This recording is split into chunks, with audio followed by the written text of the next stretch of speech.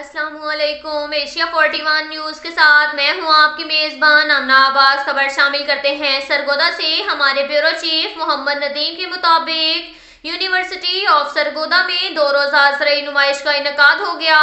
اس موقع پر وفاقی وزیر national food security and research Syed Fakhar Imam نے نمائش کا افتتاح کیا، جبکہ اس موقع پر وزیر زراعت پنجاب حسین جہانیاں گردیزی اور ڈپٹی کمشنر سرگودا سمیت محکمہ زراعت کے آفیسران اور کاشتکاروں کی کثیر تعداد نے شرکت کی۔ تفصیلات کے مطابق زرعی نمائش کے موقع پر وزیر زراعت پنجاب سید حسین جہانیاں گردیزی نے کہا کہ ضلع سرگودا میں منعقدہ اس نمائش کا بنیادی مقصد ہائی ویلیو چین کو بہتر بنانا ہے۔ اس نمائش کے ذریعے کاشتکاروں اور برآمد کنندگان اور دیگر سٹیک ہولڈر کے مابین روابط کو بہتر بنایا جائے گا۔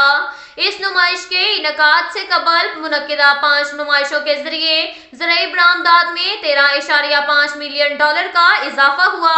نمائش کے موقع پر وفاقی وزیر national food security and research فخر امام نے گفتگو کرتے ہوئے کہا کہ ضلع سرگودا میں منعقدہ اس پہلی نمائش کے ذریعے تمام سٹیک ہولڈر کو ایک ایسا پلیٹ فارم منعقد کیا گیا ہے جس سے زرعی برآمدات کو فروغ دیا جائے گا۔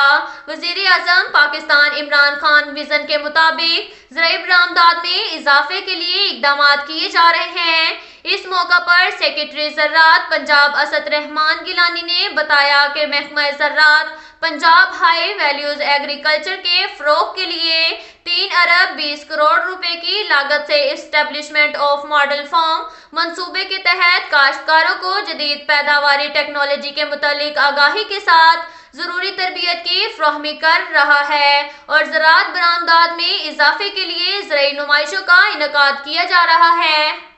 اب تک کے لیے اتنا ہی کافی ہے۔ ملتے ہیں اگلے بلیٹن میں، ہمارے ساتھ رہیے گا۔ اللہ حافظ۔